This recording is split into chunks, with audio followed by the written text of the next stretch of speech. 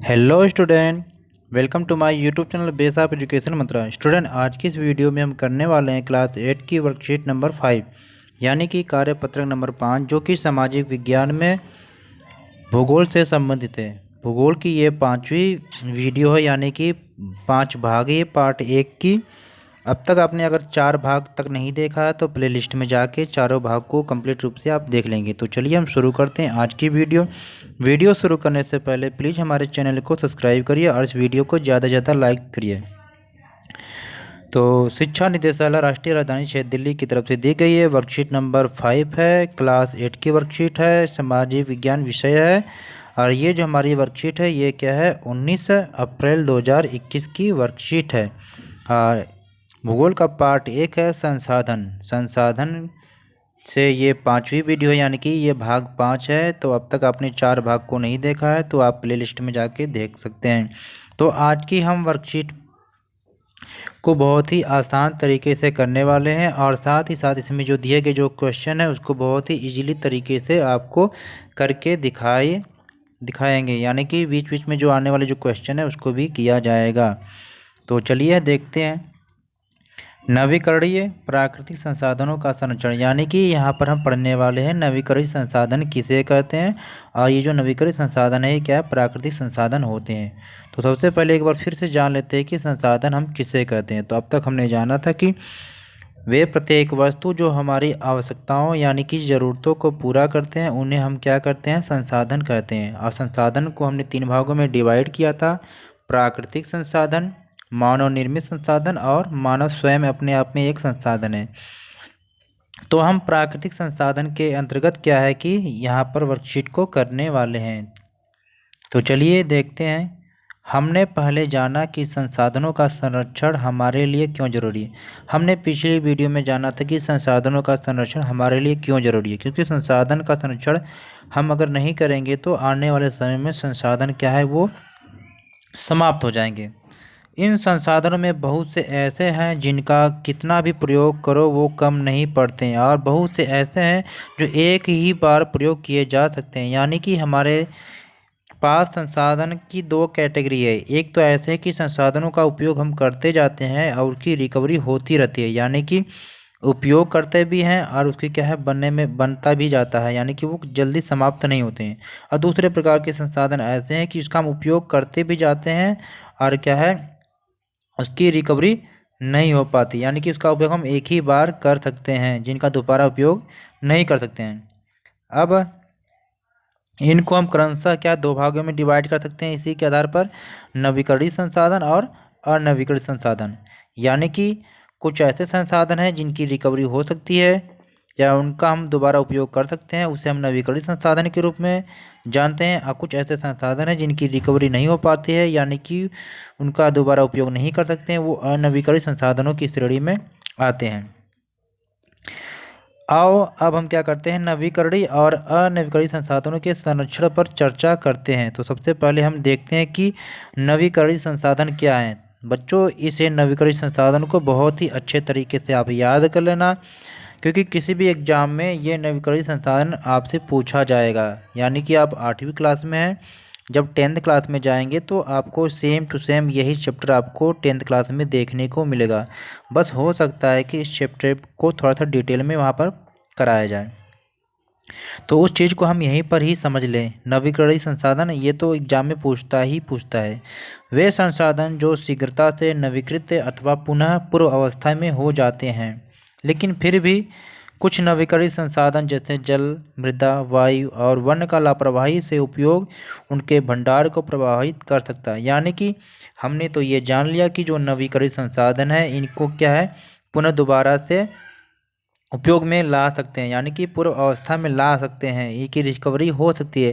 लेकिन फिर भी इनका क्या है लापरवाही से उपयोग करके हम क्या इनके जो भंडार हैं इसको भी क्या हम समाप्त कर सकते हैं। यानी कि अधिक मात्रा में हम जल का उपयोग करने लग जाएं तो जल क्या है एक दिन समाप्त हो जाएंगे। तो ऐसे ही क्या है जल की कमी और प्राकृतिक जल स्रोत का सूखना आज विश्व के बहुत से भागों में एक बड़ी समस्या है। उसी प्रकार क्या है भूमि की खुदाई और जंगलों की लगातार कटाई से क्या है प्राकृतिक आपदाओं का बार बार दस्तक देना मानव जीवन के लिए बहुत बड़ी समस्या या परेशानी खड़ी कर सकता है। आज आप देख रहे हैं कि जंगलों की लगातार कटाई हो रही है, क्योंकि लोग जंगलों की कटाई करके अपने रहने के लिए आवास बना रहे हैं, जिससे क्या है आए दिन अक्सर प्राकृतिक आपदाएं होती रहती हैं।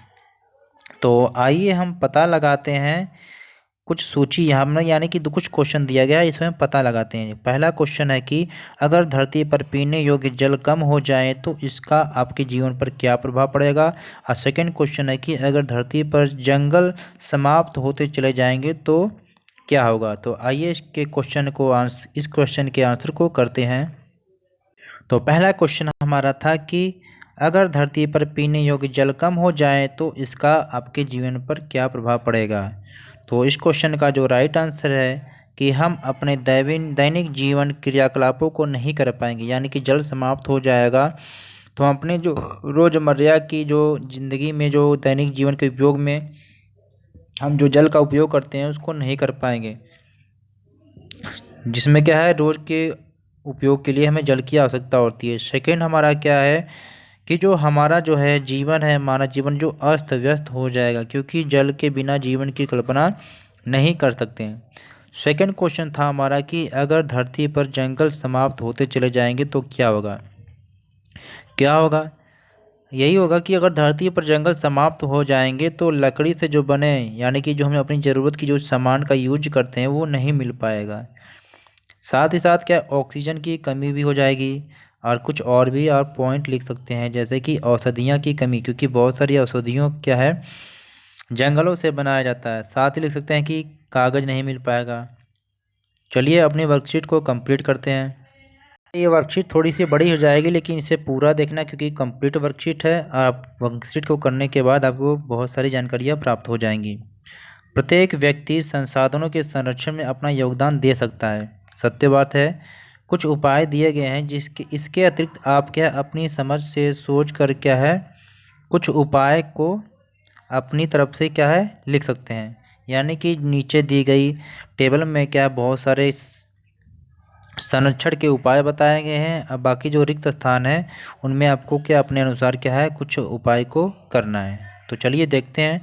जैसे जल का संरक्षण, इसमें दिया गया है कि भाई पीने के पानी को क्या है गाड़ी धोने, सड़क धोने के काम में न लाना। दूसरा क्या है दैनिक कामों जैसे नहाने के लिए, कपड़े धोने के लिए के समय पानी बेकार नहीं करना। मतलब इस समय क्या है आपको जल का उपयोग सही प्रकार से करना है, कि ऐसा नहीं कि नहाने में या कपड़े धोने में बहुत सारे पानी को वेस्ट कर दें।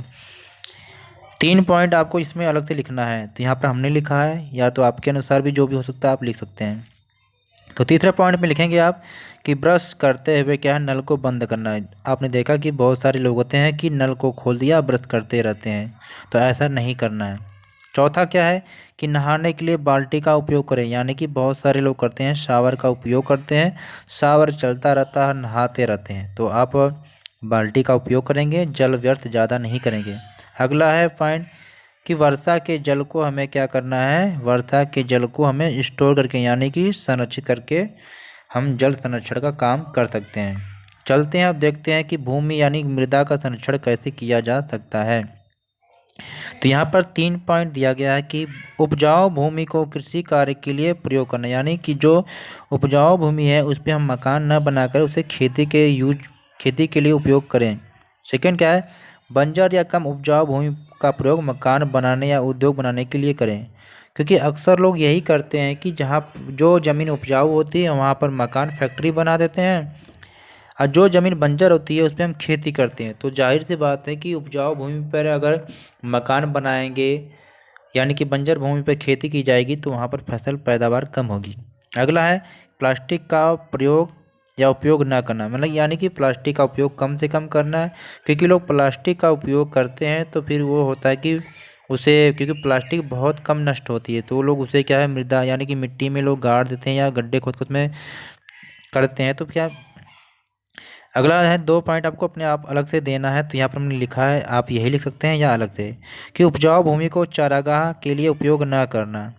आज फसल का जो बुआई होती है फसलों को अदल बदल कर क्या है फसलों को बोना या उगाना। अब देखते हैं कि वायु का संरक्षण किस प्रकार किया जा सकता है।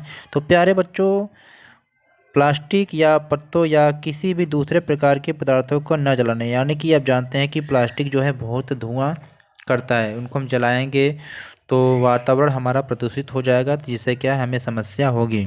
सेकंड में दे रखा कि पौधे लगाना व पत्तियों को न तोड़ना, यानी आपको क्या करना है, वायु को अगर संरक्षित करना है तो अधिक से अधिक मात्रा में पेड़ लगाना है और पत्तियों को न तोड़ना है। 3 पॉइंट आप पर आपको लिखना है। तो हमने लिखा है कि सार्वजनिक वाहन का उपयोग न करें, सार्वजनिक वाहन का उपयोग करें, यानी कि आपको अपने पर्सनल वाहन का उपयोग न करके जो पब्लिक वाहन है यानी सार्वजनिक गाड़ियां हैं उनका उपयोग करना है, जिससे क्या है प्रदूषण या धुआं कम से कम फैले। अब फैक्ट्रियों को क्या करना है कि जो शहर से दूर लगाया जाए, जिससे आम जीवन प्रभावित ना हो। अगला है वाहनों से निकलने वाले धुएं पर क्या है नियंत्रण लगा जाए, यानी कि जो वाहन ज़्यादा मात्रा में धुएं निकलते हैं उन पर प्रतिबंध लगाया जाए। अब देखते हैं कि वनों का संरक्षण किस प्रकार किया जा सकता है।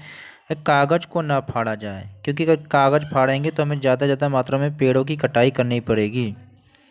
दूसरा है किसी के जन्मदिन पर हम एक ऐसा कार्यक्रम चलाएं कि लोगों को पौधा दिया जाए उपहार के रूप में। इससे होगा क्या कि पौधे को लोग ज़्यादा पौधे को लगाएंगे और गिफ्ट के रूप में हम क्या पेड़ को भी नहीं काटेंगे, क्योंकि बहुत सारे ऐसे गिफ्ट होते हैं जो पेड़ों के द्वारा बनाए जाते हैं। तीसरे पॉइंट में लिखना है आपको कि वनों के महत्व के बारे में लोगों को बताकर हम जागरूक कर सकते हैं कि भाई वन से हमें ये फ़ायदा है, वन है तो ऑक्सीजन मिलेगी। अगला क्या है ज़्यादा पेड़ लगाकर हमें क्या ज़्यादा मात्रा में पेड़ को लगाना चाहिए। अगला है कि वन संरक्षण कानून बनाकर, यानी कि वन से संबंधित जो है संरक्षण से संबंधित कानून बनाकर हम क्या है वनों का संरक्षण कर सकते हैं। तो बच्चों हमारी वर्कशीट थोड़ी सी बड़ी हो जाएगी, लेकिन आप क्या है इसे पूरी देखना, क्योंकि जानकारी कंप्लीट आपको लेना है। इस वर्कशीट से संबंधित अब हम क्वेश्चन को करते हैं। पहला क्वेश्चन हमारा है कि नवीकरणीय संसाधन किन्हें कहते हैं। तो चलिए देखते हैं। तो इस वर्कशीट के हमारा पहला क्वेश्चन है कि नवीकरणीय संसाधन किसे कहते हैं। तो इसका जो राइट आंसर है कि नवीकरणीय संसाधन वे संसाधन होते हैं जो शीघ्रता से नवीकृत अथवा पुनः पूर्व अवस्था में हो जाते हैं, लेकिन फिर भी कुछ नवीकरणीय संसाधनों जैसे जल, मृदा, वायु और वन का लापरवाही से उपयोग करके उसके भंडार को प्रभावित कर सकता है।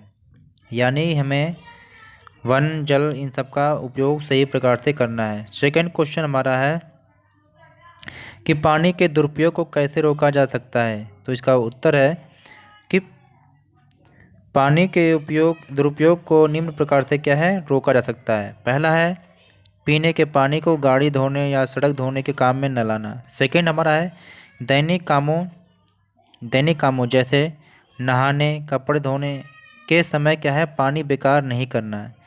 तीसरा क्या है कि ब्रश करते समय नल को बंद करना। चौथा है नहाने के लिए शावर की जगह बाल्टी का उपयोग करें। पांचवा क्या है हर नागरिक को जल संरक्षण हेतु क्या है जागरूक करना, यानी कि सभी को जल संरक्षण के लिए जागरूक करके। तीसरा क्वेश्चन था हमारा कि जंगल के संरक्षण के लिए आपके क्या सुझाव हैं। तो जंगल के संरक्षण के लिए हमारे क्या निम्न सुझाव हैं। पहला है कागज़ को ना फाड़ा जाए तो पेड़ों की कटाई नहीं होगी, क्योंकि कागज़ पेड़ से बनते हैं। सेकंड क्या है किसी के जन्मदिन आदि कार्यक्रमों में पौधा उपहार में देना। तीसरा क्या है वन संरक्षण से संबंधित कानून बनाकर। चौथा हमारा क्या है वनों के महत्व के बारे में लोगों को जागरूक करके। आप पांचवा लिखना चाहे तो लिख सकते हैं कि अधिक से अधिक मात्रा में पेड़ को लगाया जाए। Question number 4 and the last, भविष्य के लिए संसाधन संरक्षण क्यों जरूरी, यानी कि आने वाले समय में हमें संसाधन संरक्षित करने की ज़रूरत क्यों है। तो इसका जो राइट आंसर है कि भविष्य के लिए संसाधन संरक्षित करना इसलिए ज़रूरी है क्योंकि यदि संसाधनों को संरक्षित नहीं किया गया तो आने वाली पीढ़ी के लिए कुछ भी नहीं बचेगा। सारे संसाधन खत्म हो जाएंगे और उनके उपयोग के लिए कुछ भी नहीं बचेगा, यानी कि जो सारे संसाधन हैं वो भविष्य में आने वाली पीढ़ियों के लिए भी बचा के रखें। ऐसा नहीं है कि जो भी संसाधन है उनका उपयोग हम ही कर लें। तो प्यारे बच्चों, इस वर्कशीट को हमने बहुत इजीली तरीके से कंप्लीट किया। तो प्लीज़ हमारे चैनल को सब्सक्राइब करिए, हमारे वीडियो को लाइक और शेयर ज़रूर करें। और एक बात और है जो सबसे ज़रूरी है, कमेंट बॉक्स में आप ये ज़रूर बताएं कि ये आपको वर्कशीट कैसी लगी। आपको वर्कशीट जैसी भी लगी या हमारे वर्कशीट में कोई भी कमी रह गई है तो भी आप कमेंट बॉक्स में ज़रूर बताएं। Okay, take care, good bye.